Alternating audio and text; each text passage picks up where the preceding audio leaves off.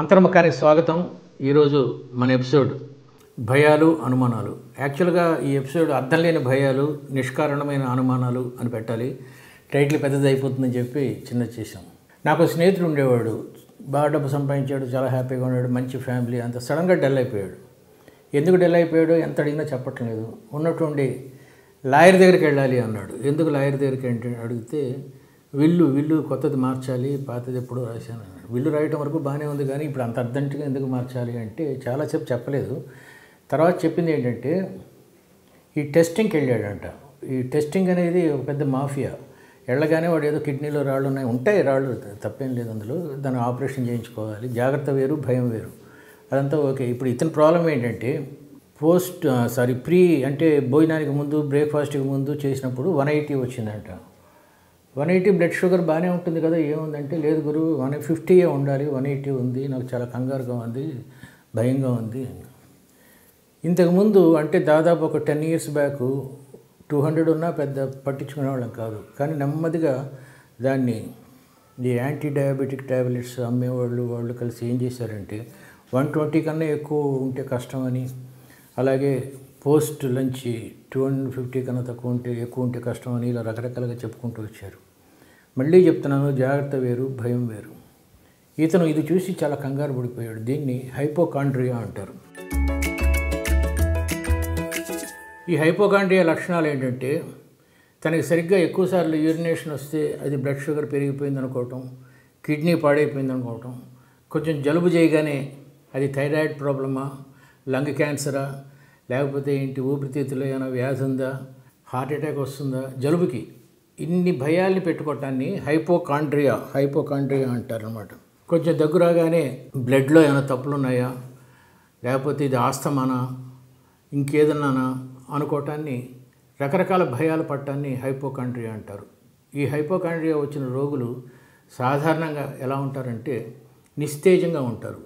ఎవరితో మాట్లాడరు, ఎవరితో చెప్పుకోరు, ఏమిటో రకరకాల రోగాలు ఉన్నాయనుకుంటారు.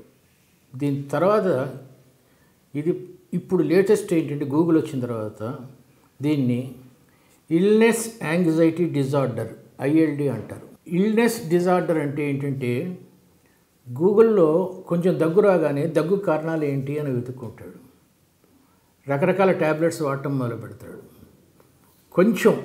కొంచెం చర్మంలో ఏదైనా దురద ఎక్కువ అవుతే చర్మానికి సంబంధించిన డిసీజులన్నీ వెతుకుతాడు. ఇంకా అతను ఎక్కడికి వెళ్ళిపోతుందంటే స్కిన్ క్యాన్సర్ వరకు వెళ్ళిపోతాను అనమాట. హైపోకాండ్రియాకిను ILDకి తేడా ఏంటంటే, ఐడియల్కి తేడా ఏంటంటే ఇల్నెస్ డిజార్డర్లో చాలా కంగారు పడిపోతాడు, ఫ్రెండ్స్ అందరితోనూ మాట్లాడుతూ ఉంటాడు. ఇలా రకరకాలుగా కంగారు పట్టాన్ని యాంగ్జైటీ అంటారు. హైపోకాండ్రియాలో వాడు నిరాశ చెందుతాడు, ఒకటే గూట్లో ఉంటాడు, ఎవరితో మాట్లాడు, వీలునామా చేంజ్ చేయడానికి ట్రై చేస్తూ ఉంటాడు. ఇదంతా హైపోకాండ్రియా. యాంగ్జైటీ, ఇల్నెస్ డిజార్డరు, లేకపోతే హైపోకాండ్రియా, ఇవన్నీ మనిషిలో ఉండే అంతర్గత భయాలకి ఉదాహరణలు. దీనికి మించింది ఇంకోటి ఉంది. డాక్టర్ షాపింగ్ అనేది ఇంకో సైకలాజికల్ డిసీజ్. ఇదేంటంటే మనం వస్తువులు కొనుక్కోవడానికి షాపింగ్కి వెళ్తాం. కొంతమంది విండో షాపింగ్ చేస్తారు, అంటే ఏం కొనరు, ఊరిగా షాపులు తిరుగుతూ ఉంటారు.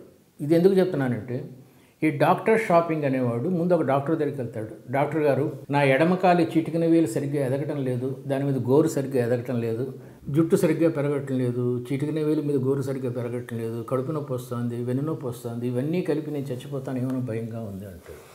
ఆ డాక్టర్ ఏంటంటే సంబంధం లేదురా, చిటికిన వేలు పెరగపోవడం ఏంటి, జుట్టు పెరగపోవడం ఏంటి అన్నాడు అనుకోండి. వీడేం డాక్టరు, వీడు MBBS. అందుకే MBBS దగ్గరికి వెళ్ళకూడదు, పోస్ట్ గ్రాడ్యుయేట్ దగ్గరికి వెళ్ళాలి. అయినా ఈ డొనేషన్ కట్టే MBBS చదువుకుంటాడని ఇంకో డాక్టర్ దగ్గరికి వెళ్తాడు. ఓహో, జుట్టు సరిగ్గా పెరగటం లేదా అని చెప్పి వాడు 50 టెస్టులు రాసి 5 లక్షలు వసూలు చేస్తాడు. అబ్బా, వీడు కరెక్ట్ డాక్టర్. 5 లక్షల మీద వీడికి ఉన్న డిసీజులన్నీ చూసుకుంటాడు. ఏంటి, థైరాయిడ్ సరిగ్గా లేదు, కొంచెం చిన్న ప్రాబ్లం ఉంది, గోల్డ్ సరిగ్గా పెరగకపోవడానికి కాల్షియం లేదు, గుండెల్లో చిన్న ఇది ఉంది, ఇలా రకరకాల డిసీజెస్ వస్తాయి కదా. ఈ ఫైల్ పట్టుకొని ఇంకో డాక్టర్ దగ్గరికి వెళ్తాడు. వాడు ఇంకో 4 లక్షలు వసూలు చేసి ఇక్కడి నుంచి నువ్వు హార్ట్ వాడి దగ్గరికి వెళ్ళు, ప్యాంక్రియాసిస్ ప్రాబ్లం ఉంది అక్కడికి వెళ్ళి అంటాడు. అలా 50 లక్షలు ఖర్చు పెట్టుకొని చివరికి ఒక ఫైల్ తయారు చేస్తాడండి. ఒక గ్రాడ్యుయేట్ PhD చేసిన తర్వాత ఆ ఫైల్ పెట్టుకొని గర్వంగా ఎలా తిరుగుతాడో వీడు ఇలా తిరుగుతుంటాడు ఈ ఫైల్ పెట్టుకొని. ఫ్రెండ్స్ అందరికీ ఆ డిసీజుల పేర్లు చెప్తాడు, మనకి అర్థం కాని డిసీజుల పేర్లు. ఇంటెస్టైనల్ డిజార్డర్ అంటాడు, ఇంకేదో అంటాడు, మూలగలో ఏదో ఎముకలు మూలగలో ఏదో ప్రాబ్లం ఉందంటాడు. ఒక టైం వచ్చేసరికి తనకి ఎన్ని డిసీజులు ఉన్నాయన్న ఇదే వాడు ఒక క్వాలిఫికేషన్గా ఫీల్ అవుతాడు. దీన్ని డాక్టర్స్ షాపింగ్ అంటారు. ఈ యాంగ్జైటీ నుంచి మనం తగ్గించుకోవాలి. దీనికి 3 కారణాలు ఉన్నాయండి. ఒకటి ఏంటంటే, సాధారణంగా ఈ డిసీజులన్నీ 40 ఏళ్ళు దాటిన తర్వాత వస్తాయి.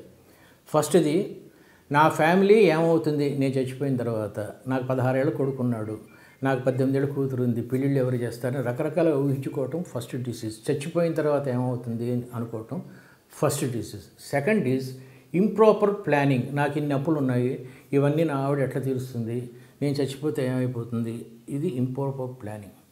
మూడోది అన్నిటికన్నా ఎక్కువైంది, నేను ఇంతకాలం అనుభవించలేదు, 50 ఇయర్స్ వచ్చినాయి, శుభ్రంగా మంచి హోటల్కి వెళ్ళి బిర్యానీ కూడా తినలేదు, నా జీవితం నేను అయిపోయిన తర్వాత మిగతా వాళ్ళందరూ ఎంజాయ్ చేస్తారు కానీ నేను ఎంజాయ్ చేయలేకపోతున్నాను. ఈ 3 కారణాల వల్ల రకరకాల భ్రాంతులు వస్తాయి. మనిషి నేను చెప్పిందంతా విని అదేంటి మీరు జాగ్రత్త తీసుకోకూడదా, జాగ్రత్త తీసుకోవాలి కదా, 120 వచ్చినప్పుడు 150 అయినప్పుడు బ్లడ్ షుగరు తీసుకోవాలి శుభ్రంగా. బట్ ఒకటి మాత్రం గుర్తుపెట్టుకోండి, our body gives us signals. ఎప్పటికప్పుడు బాడీ సిగ్నల్స్ ఇస్తూ ఉంటుంది. మిషన్స్ ఇచ్చే సిగ్నల్స్ కన్నా బాడీ ఇచ్చే సిగ్నల్స్ చాలా గొప్పగా ఉంటాయండి. నీకు కడుపులో మంట వచ్చింది, అది ఎసిడిటీయా, ఇంకేదైనా కారణమా, అల్సర్స్ ఉన్నాయా, తప్పకుండా తీసుకోవాలి. కానీ చిన్న కడుపులో మంటకి ముందు రోజు బిర్యానీలో కారం ఎక్కువ తిని మరుసటి రోజు నువ్వు డాక్టర్ దగ్గరికి వెళ్తే షుగర్గా నీకు గ్యాస్ట్రోసైటిస్ అంటాడు, ₹1,00,000 వసూలు చేస్తాడు. ఈ సిగ్నల్స్ని మీరు జాగ్రత్తగా పట్టుకోవాలన్నమాట. నాన్ సూటబుల్ బాడీకి నాన్ సూటబుల్ ప్రోడక్ట్స్ కొన్ని ఉంటాయి. కొంతమందికి వంకాయ పడదు, కొంతమందికి చామదుంపలు పడవు. నాన్ సూటబుల్ తిన్నప్పుడు ఇమ్మీడియట్ రియాక్షన్స్, ర్యాషెస్ వస్తాయి. అప్పుడు నేను ఏం చేశాను అని కొంచెం తెలిసిన వాడు అడిగినా సరే వాడు ఇలా జరిగింది కాబట్టి ఇలా జరిగిందని చెప్తారు. ఇక్కడే కొంతమంది సూడో మేధావులు పొద్దున్నే అల్లం రసం తాగు, లేకపోతే నిమ్మకాయలో నీళ్ళు వేసుకొని నిమ్మకాయ ఇట్లా నోటి మీద పిండుకో, దాని మీద ఉప్పు వేసుకో, రకరకాల చెప్తూ ఉంటారు. But when you want to take an advice from a experienced doctor or a nutrition or a something like that. ఇలా ఎప్పుడైతే నువ్వు బాడీ ఇచ్చే సిగ్నల్స్ సరిగ్గా పట్టుకోలేదో నీ హోల్డ్ హ్యాబిట్స్ అన్నీ కంటిన్యూ చేస్తూ పోతే నీకు బాగానే ఉంటుంది. ఎప్పుడైతే నీ హ్యాబిట్స్ మార్చావో, ముందు రోజు మందు ఎక్కువైందనుకో, మరుసటి రోజు గ్యాస్ట్రిక్ ట్రబుల్ రావడం సహజం. దానికి నువ్వు గ్యాస్ట్రోసైటిస్ దగ్గరికి వెళ్ళక్కర్లేదు, డాక్టర్ దగ్గరికి వెళ్ళక్కర్లేదు. Keep in mind always. ఇదంతా ఎందుకు చెప్పాల్సి వచ్చిందంటే, కోవిడ్ వచ్చిన మరణం కన్నా కోవిడ్ వస్తుందేమో మరణము కొంచెం దగ్గర రాగానే హాస్పిటల్కి వెళ్ళి కోవిడ్ టెస్ట్కి ముందే చచ్చిపోయిన వాళ్ళు కూడా చాలామంది ఉన్నారు.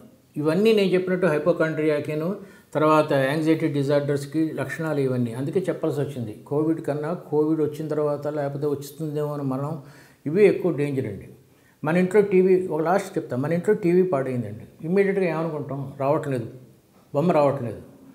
వెంటనే కేబుల్ ఆపరేటర్ దగ్గర ఏమైనా డిఫెక్ట్ ఉందా, కేబుల్ ఆపరేటర్ దగ్గర కరెంటు పోయిందా, లేకపోతే వైర్ కనెక్షన్ తెగిపోయిందా అనుకుంటాం తప్ప మన టీవీ పాడైంది అనుకో. సింపుల్. మన అనుమానం, మన భయం, మన దుఃఖం ఇవన్నీ నిర్హేతుకమైన కారణాల వల్లే వస్తాయి. లాస్ట్లో ఒక విషయం చెప్తాను, జాగ్రత్త వేరు, భయం వేరు. జాగ్రత్త పడండి, భయపడకండి. నమస్తే.